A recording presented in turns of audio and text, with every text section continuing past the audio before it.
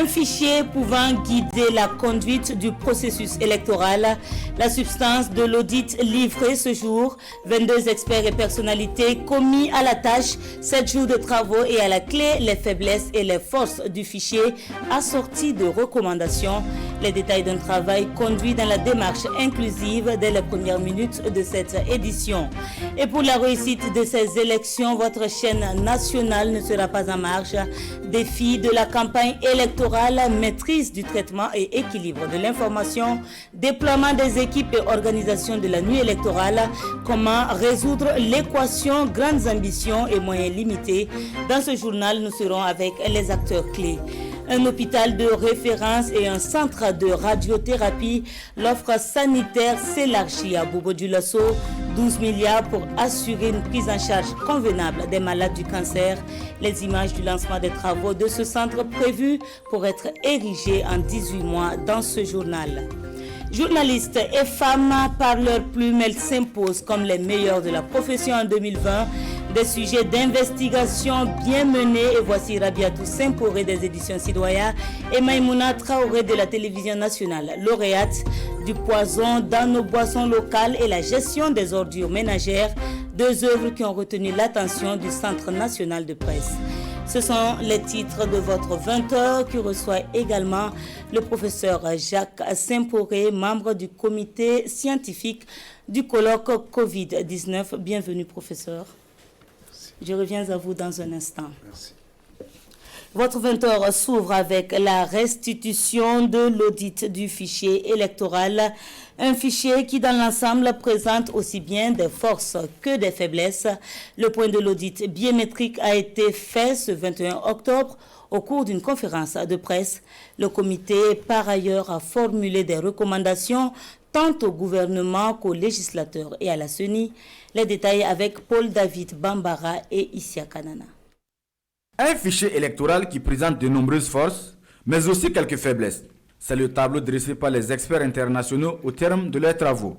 Après examen du processus, ils relèvent des motifs de satisfaction. La révision exceptionnelle organisée par la CENI du 1er janvier au 17 juillet 2020 a permis à 2 377 601 personnes de s'enrôler. La CENI a garanti l'unicité de chaque électeur en procédant à un important dédoublonnage des enrôlements multiples avec 1 425 725 enregistrements identifiés et supprimés sur la totalité de la base de données de 2012 à 2020. Ces opérations ont ainsi permis de garantir le caractère inclusif du fichier électoral burkinabé qui atteint aujourd'hui 6 490 926 électeurs. Au titre des faiblesses, le comité d'audit note 2 insuffisances majeures. La nature même du système de révision entraîne 2 faiblesses majeures. L'accumulation non maîtrisée des électeurs décédés, estimée aujourd'hui dans le fichier électoral entre 280 000 et 320 000 personnes, et l'empilement de données désuètes issues des révisions de 2012, 2014 et 2015. Majorité et opposition sont là à cette cérémonie de restitution. À chaud, chacun donne sa lecture des conclusions de ce rapport. On peut conclure que le fichier présent du Burkina permet la réalisation, la tenue des élections couplées présidentielles législatives le 22 novembre prochain dans la transparence, la sérénité. Le CFAF organisera une conférence de presse après la restitution de ce rapport à notre niveau pour mieux entrer en profondeur de notre lecture. À ce stade, nous appelons toute la classe politique à beaucoup de responsabilités pour que nous ayons des élections apaisées et que le seul vainqueur de ces élections puisse être le Burkina Faso. En termes de recommandations, le comité d'audit préconise entre autres l'intégration dans le cours électoral, la possibilité pour la CENI de conduire une refonte du fichier au moins tous les 10 ans, conférer des pouvoirs réglementaires élargis à la CENI, envisager de recourir à la carte nationale d'identité burkinabé comme pièce valant carte d'électeur, la mise en place d'un système d'état civil efficient et d'identification unique permettant d'aboutir à long terme à des listes permanentes. La restitution des conclusions sur l'audit indépendant du fichier électoral marque ainsi une étape cruciale dans le processus électoral. Et à ce stade, les organisations internationales telles que l'Union africaine, l'Organisation internationale de la francophonie et l'Union européenne saluent l'engagement de tous les acteurs pour la réussite des élections du 22 novembre. Les différents acteurs de ce processus électoral invités à s'engager pour des élections apaisées. Les initiatives à ce sujet ne tarissent pas et ne sont pas de trop. La dernière en date, celle du ministère de l'administration territoriale, ouverte ce matin sous le format Forum national. Candidats ou représentants de candidats, membres de la société civile, partenaires internationaux et représentants d'organismes de gestion, tous sont interpellés sur leur rôle et leurs responsabilités. Une activité présidée par le Premier ministre, Kwalae Nebie et Maxime Zongo pour le compte-rendu. Il faut mettre tout en œuvre pour minimiser les risques de dérapage qui peuvent naître des opérations électorales à venir. C'est tout l'enjeu de cette concertation. Et pour ce forum national, l'ensemble des acteurs du processus participent aux échanges. Partis politiques, candidats à l'élection présidentielle, CENI, OSC, hautes juridictions, partenaires internationaux. Le respect du droit et du choix des électeurs d'une part et la saisine des juridictions compétentes en cas de recours d'autre part seront les facteurs déterminants pour un environnement électoral serein et apaisé.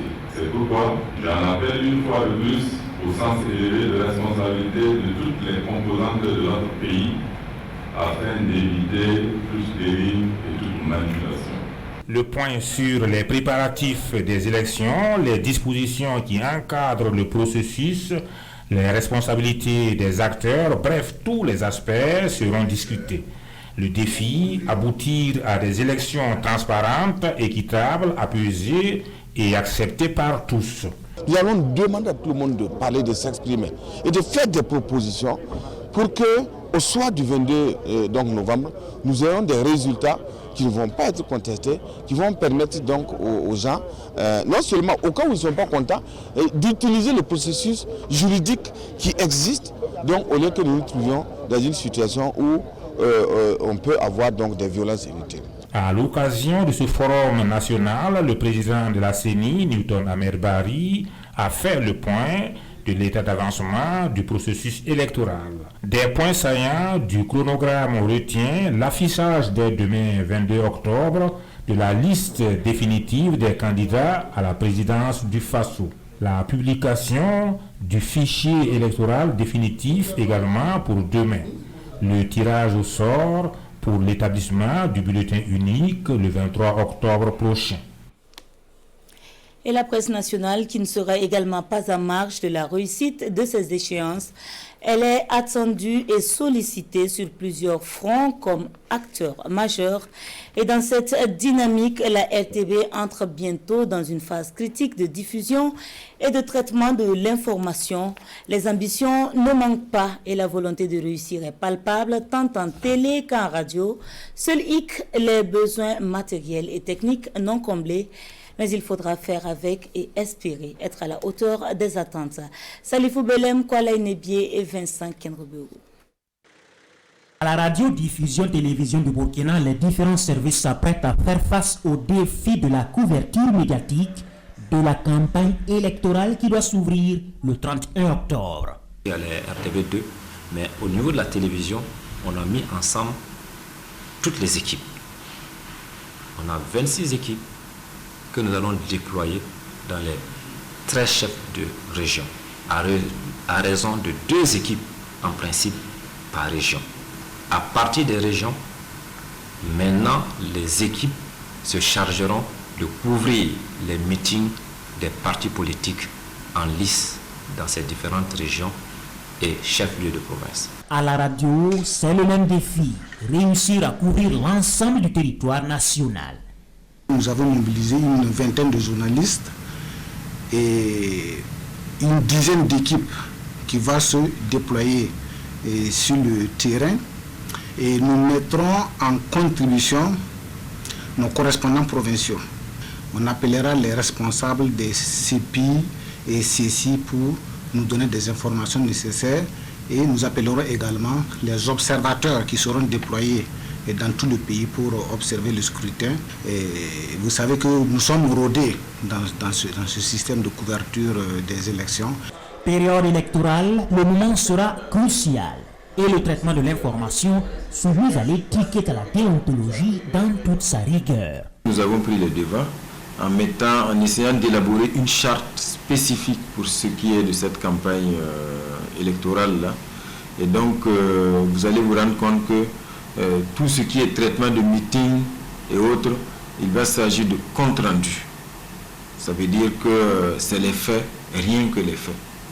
En plus de cela, bien sûr, c'est un moment où il va falloir que les journalistes observent plus de rigueur dans le respect des règles d'éthique et de déontologie, qui rappellent donc l'impartialité, qui rappellent l'indépendance, qui rappellent l'équilibre de l'information. Pour servir l'information au maximum des Burkinabés, les services de langue nationale, à la télévision comme à la radio, seront mobilisés. Pour la couverture, nous allons mettre en place des équipes en tandem avec les équipes de la radio nationale pour essayer de couvrir tout le territoire national. Passé la campagne électorale, il y a le jour J du scrutin et surtout la traditionnelle nuit électorale. On a une nuit électorale que nous comptons débuter le jour, le 22, à 20h30 pour aller jusqu'à 6h30 du matin. Nous allons encore déployer nos équipes. Très souvent, ce sont les mêmes équipes qui restent avec des duplex dans certaines villes. Nous allons mettre les trois principales langues, c'est-à-dire le Moré, le Tioula et le Fufundé. Nous allons retransmettre en temps réel les résultats. On sera sur le terrain et l'information va passer en langue nationale de façon assez vraiment professionnelle. L'ambition est grande, mais la RT doit-elle les moyens techniques et matériels à la hauteur de ces défis?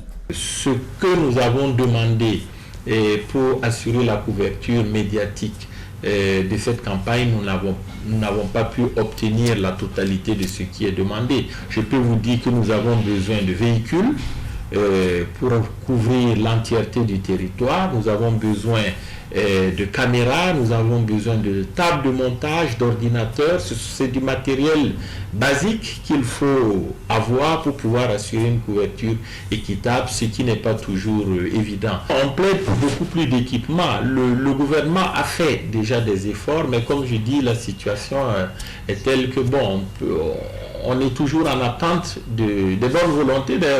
Faire avec les moyens de bord pour accomplir sa mission de service public.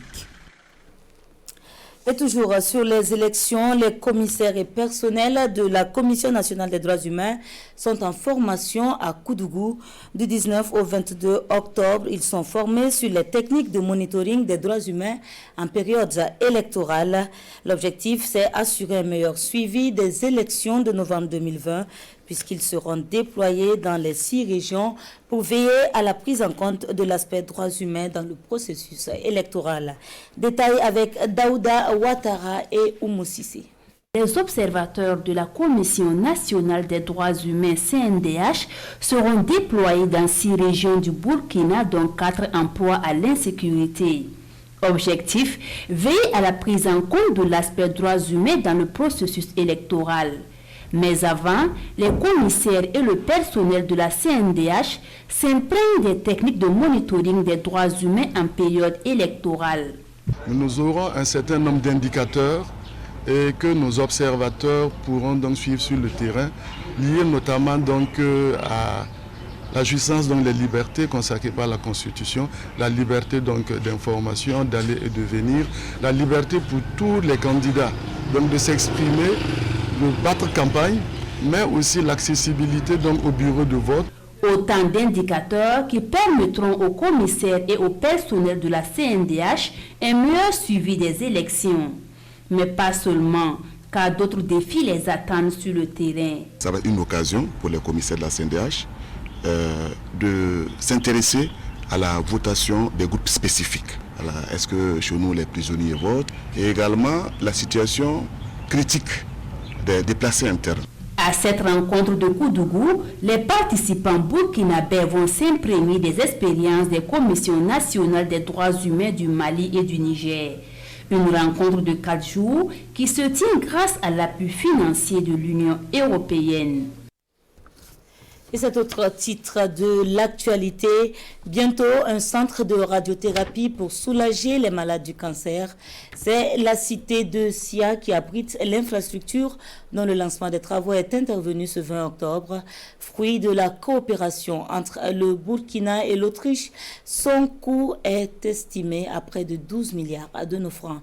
La pose de la première pierre avec Hassan Gourabou et Karim Assissé. Dans 18 mois, sortira de cette terre, au sément de Dafra, un centre de radiothérapie. Un centre qui est la toute première dans l'ouest du Burkina. Il permettra la prise en charge intégrale des populations des régions des Cascades, du sud-ouest, de la Boucle du Moun et des hauts-bassins souffrant de cancer. Premier centre de soins pour notre ville contre le cancer. Il vient compléter l'offre sanitaire au profit des populations de notre pays, des secteurs et des villages environnants qui n'auront plus à aller à l'étranger pour bénéficier des soins contre cette maladie qui constitue, avec bien sûr d'autres pathologies, un problème de santé publique. 11,19 milliards de francs CFA, c'est le budget alloué pour l'érection de cette infrastructure sanitaire. Le Burkina est soutenu dans la réalisation de ce projet par la coopération autrichienne. Cet investissement, unique en son genre dans la région, va permettre au ministère de la Santé de répondre aux objectifs à lui assignés dans le cadre de la mise en œuvre du plan national de développement économique et social, en ce qui concerne la garantie des soins de santé de qualité à tous. Le lancement du centre de radiothérapie de Bobo-Dioulasso intervient une année après la construction et l'équipement de celui de Ouagadougou. Ces projets s'inscrivent dans la dynamique du respect du pacte social entre le président du Faso et le peuple burkinabé. Et comme annoncé en titre, nous parlons à présent de l'ouverture prochaine du colloque Covid-19 et c'est avec le professeur Jacques Saint-Poré. Il est membre du comité scientifique, membre de l'Académie nationale des sciences du Burkina et membre de l'Académie africaine des sciences. Professeur, bonsoir une fois de plus. Bonsoir. Alors, c'est demain que s'ouvre à l'université Joseph Kizerbo, le colloque sur le coronavirus. Est-ce que déjà vous pouvez nous situer sur les raisons qui motivent l'organisation d'une telle rencontre? Merci. Vous savez que depuis 2019, décembre 2019, le coronavirus est apparu et a fait beaucoup de dégâts dans le monde. Et il a semé le désarroi et nous assistons à des villes fantômes, l'effondrement de l'économie, du point de vue social, on ne peut même plus s'allier, c'est vraiment dramatique. Les habitudes, voilà. Même les églises ont fermé, les mosquées, voilà. Donc c'est vraiment un problème. Et beaucoup en meurent, surtout en Europe. Il y a les chercheurs qui sont en train de faire, d'étudier, il y a des expérimentations pharmacocliniques, donc il y a beaucoup de choses. Chacun met la main à la pâte. Voilà. Donc maintenant, on s'est dit, organisons quelque chose au niveau de l'université Joseph Kizerbo qui prendra en compte plusieurs UFR ou écoles doctorales.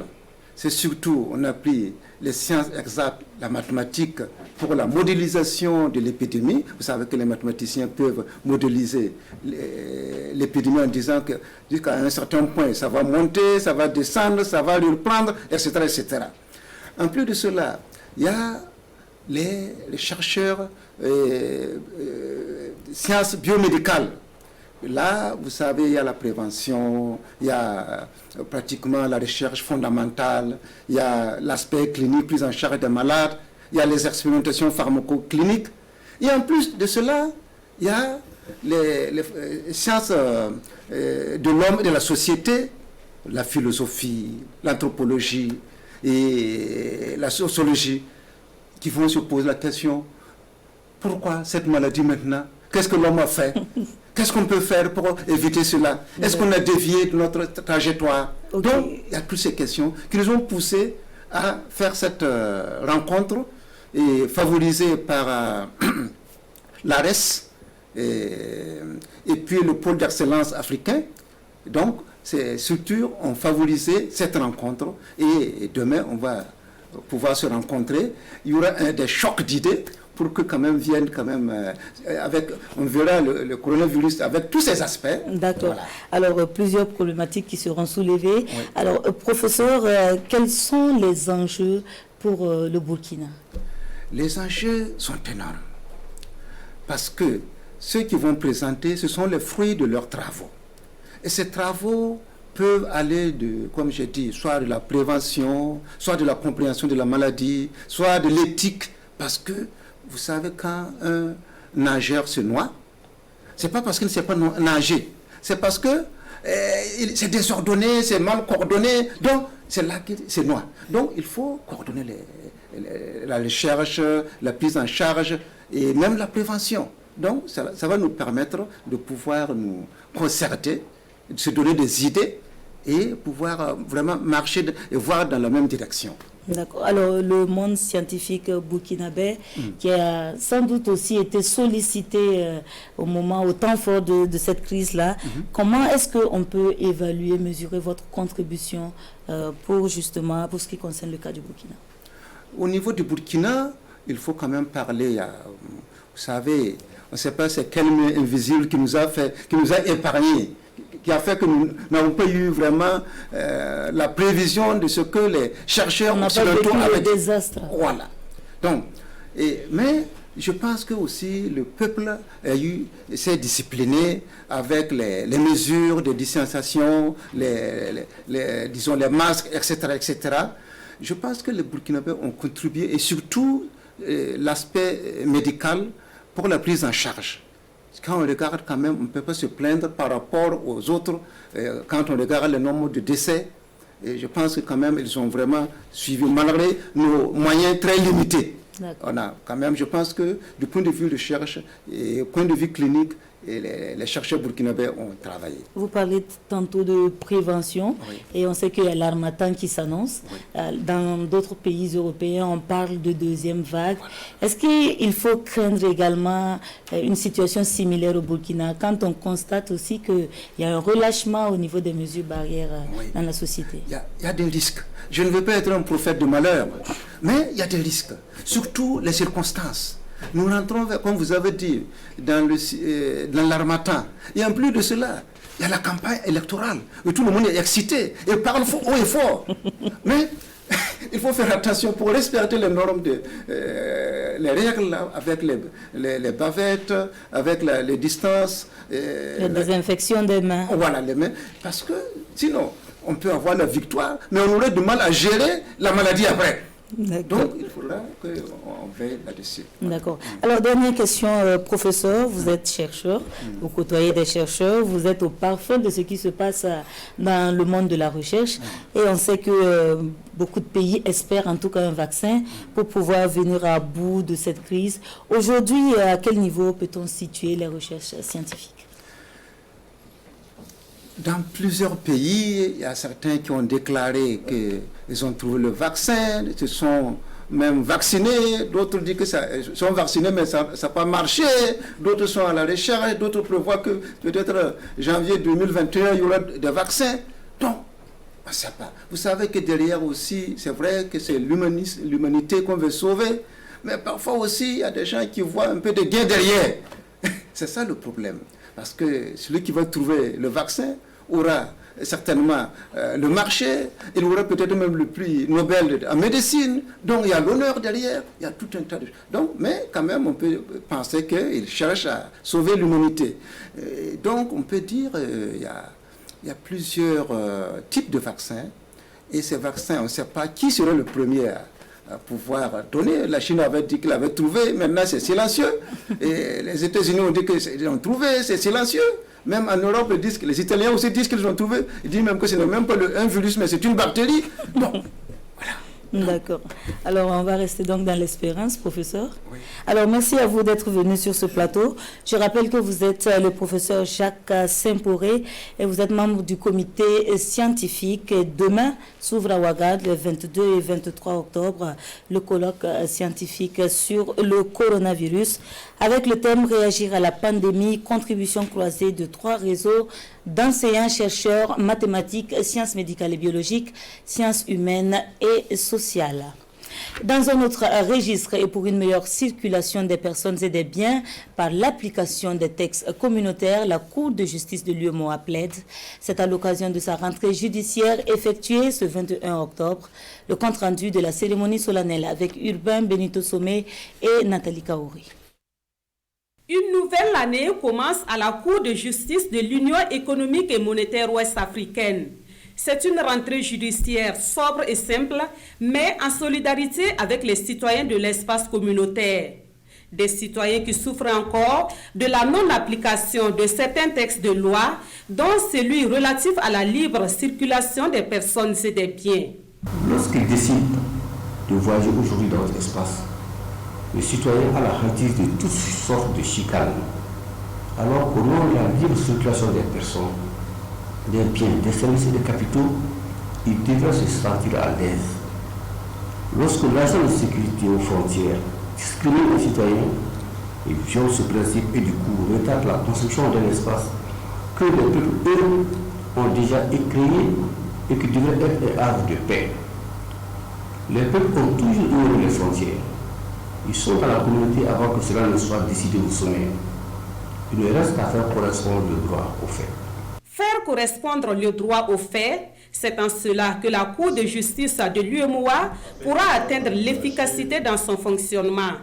Le représentant du président du FASO à cette cérémonie reconnaît qu'en la matière, des efforts sont à fournir par les pouvoirs exécutifs. La Cour fait un très bon travail, mais elle a besoin d'être appuyée non seulement sur le plan matériel, mais à travers donc les chefs d'État et les différents ministres. C'est des actes aussi qui sont pris pour permettre à l'UEMOA de fonctionner et notamment la Cour. Bien évidemment, nous avons pris bonne note au nom de son Excellence le chef de l'État qui va certainement le répercuter à ses homologues sur la nécessité d'interpréter davantage ces règlements et même d'aller peut-être vers une relecture pour que cet organe-là, qui est un véritable régulateur, continue de jouer son rôle. C'est donc la preuve que le droit communautaire est toujours en construction au sein de l'UEMOA. Et comme le souligne le président de cette institution judiciaire, son effectivité sera un soulagement pour le peuple de cet espace communautaire. S'informer pour mieux s'orienter, l'objectif des journées de carrière initiées par la direction de l'orientation scolaire professionnelle et des bourses, des journées adressées aux élèves en quête de repères pour la poursuite du cursus scolaire. Débutées ce 20 octobre, elles se sont refermées ce jour, rythmées par des communications et des expositions de stands. Gérard Sommet et Isiaka Nana. Élève en classe de 4e, Audrey rêve déjà de devenir journaliste. Mais comment réaliser son rêve? Elle vient aux informations ici au stand de l'ISTIC, l'Institut des sciences et techniques de l'information et de la communication. On m'a dit ici que pour être une journaliste, il faut travailler dur pour avoir le bac avant d'être une journaliste. Je compte travailler dur pour accomplir mon métier de rêve. Bienvenue aux journées de carrière et de l'orientation scolaire, des journées qui se veulent donc une tribune d'échange direct entre élèves et professionnels de métier. L'information est capitale dans l'orientation scolaire professionnelle d'un enfant, d'un élève. Et c'est en même temps sensibiliser les parents à accompagner les enfants et dans la recherche de cette information. Il y aura également des communications avec des sous-thèmes sur l'entrepreneuriat et puis le système d'information nécessaire pour pouvoir développer l'orientation scolaire pour une insertion socio-professionnelle réussie. Bien s'informer pour mieux s'orienter, c'est tout l'enjeu de ces journées premières du genre. Et pour une insertion socio-professionnelle réussie, ces élèves pourront ainsi s'abreuver à la source du Laré Naba Tigré, parrain de cette première édition. C'est bien de chercher des diplômes, mais ce qui est meilleur, c'est de chercher à travailler. L'État ne peut pas avoir une place pour tout le monde. Chacun peut créer une activité qui le rémunère, mais qui lui permette aussi d'employer d'autres personnes. Quel système d'information pour une orientation scolaire et une insertion socio-professionnelle réussie dans le contexte actuel du Burkina Faso, c'est la thématique au cœur de cette journée. Et les scolaires ont 48 heures pour s'informer sur les différentes filières de formation ici au lycée Mariam Gwabi de Ouagadougou. Les élèves du lycée Bambata de Ouagadougou, eux, prônent la solidarité comme fer de lance d'une éducation inclusive. Le thème porte l'organisation des journées de solidarité organisées chaque année par l'établissement. La 6e, qui a eu lieu ce 20 octobre, a permis de mettre un accent sur l'accompagnement des élèves en situation de vulnérabilité. Détail avec Dramana Dadian. Solidarité agissante au lycée municipal Bambata de Ouagadougou 6e édition. Des kits d'hygiène, des vivres, des fournitures scolaires et une trentaine de vélos offerts à des élèves vulnérables, orphelins et déplacés internes. Cantine et frais de scolarité assurés. 170 bénéficiaires au total, contre 117 l'année dernière. Aujourd'hui, comme d'habitude, nous saluons l'esprit de solidarité et d'entraide qui règne au sein de notre école. Nous allons bien travailler. Nous contribuons à leur éducation, à leur insertion au niveau de l'établissement, en permettant à ces élèves-là d'avoir un cursus scolaire garanti. Pour cette leçon de solidarité en milieu scolaire, élèves, parents, enseignants et encadreurs du lycée municipal Bambata se sont cotisés avant de tendre la main à d'autres donateurs, des amis et défenseurs d'une éducation de qualité pour tous. Cette journée placée sous le signe de la solidarité, fer de lance pour une éducation inclusive, est présidée par le ministre de la Communication et le parrain, le Mogo Naba Bangogo, tous deux représentés. Le Mogo Naba me charge de dire à ses filleuls qu'ils ont tout son soutien. Par conséquent, ils doivent bien travailler à l'école car ils sont l'avenir de la nation. Chers élèves bénéficiaires, ce don que vous recevez ici, aussi modeste soit-il, devrait vous encourager et vous engager sur la voie de la lutte pour un avenir meilleur. Bambata 10 s'inscrit dans une dynamique de solidarité et d'excellence avec de bons rendements scolaires. 85,32% au BPC et 95,12% au baccalauréat. Session de 2020. Le secteur minier peut-il être un levier de développement de l'économie locale? Oui, mais à la condition qu'il y ait des politiques adaptées aux réalités du pays. Fort de cette conviction, le ministère des Mines a entrepris des échanges avec les acteurs du domaine, des échanges qui ont abouti à l'élaboration d'un projet de stratégie du contenu local. La validation du document s'est tenue ce 20 octobre. Les premières lignes avec Paul David Bambara et Ernest Kambiri. Augmenter les achats locaux de biens et de services dans la consommation des mines. Créer 100 000 emplois directs et indirects d'ici à l'horizon 2025 et maintenir la part des industries extractives dans le PIB à au moins 10% par an.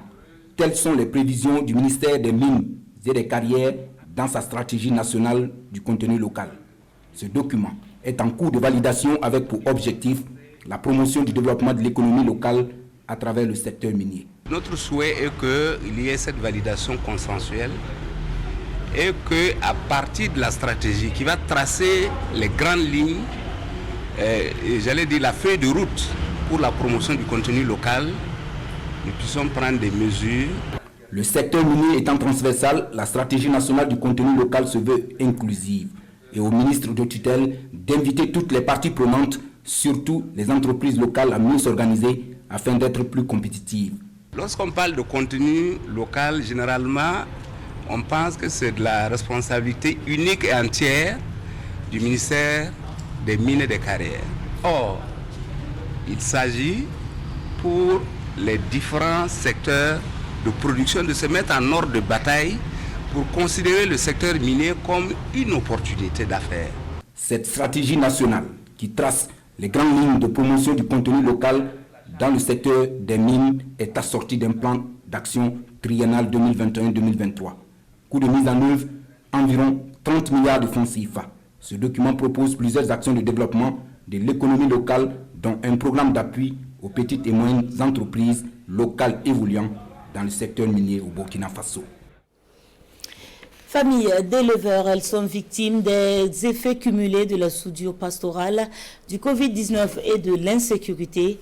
Elles reçoivent désormais de l'aide grâce au projet d'assistance lancé ce 20 octobre. Financé par la coopération suisse, ce projet permet la distribution gratuite de céréales et d'aliments pour bétail pour une période de 14 mois. Plus de détails avec Albert Nebier et Pinidier Ignanou.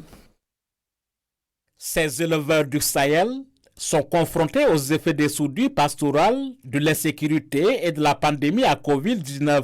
Ils reçoivent ici des mains des autorités de la région et du ministre en charge de l'élevage, des vivres et des aliments à bétail.